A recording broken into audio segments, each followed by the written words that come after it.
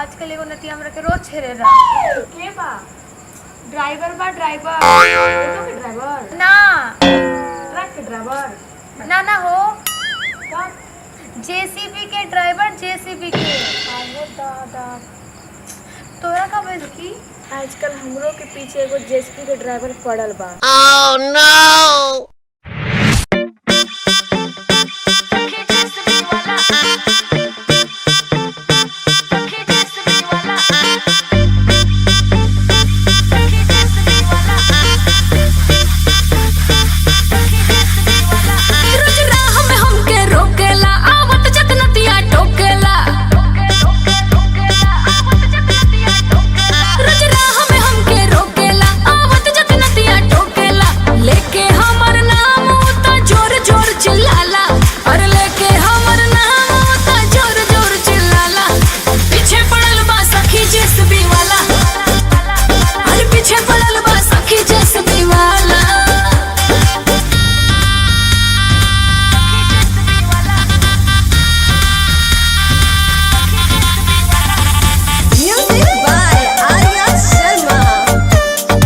Presented by Gold Music.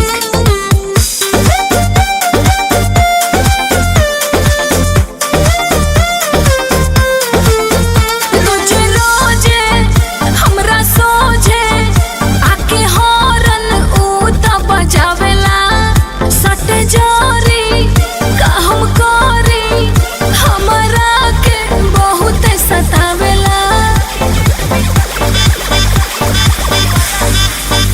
रोजे रोजे हमरा सोझे आके हॉर्न ऊ त बजावेला सटे जोरी का हम करी हमरा के बहुत सतावेला।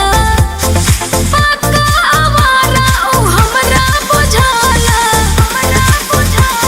आ पीछे पड़ल बा सखी जेसीबी वाला हमरा पीछे पड़ल बा सखी जेसीबी वाला।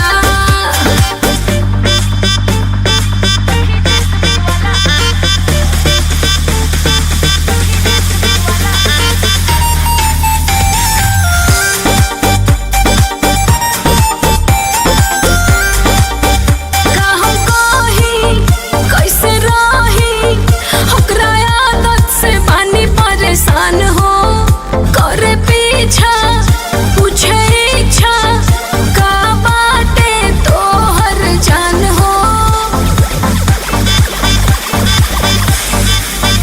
का हम कही कैसे रही ओकरा आदत से बानी परेशान हो करे पीछा पूछे इच्छा का बाटे तोहर जान हो। माने ना बात हमर करेला हाला पीछे पड़ल बा सखी जेसीबी वाला अरे पीछे पड़ल बा सखी जेसीबी वाला।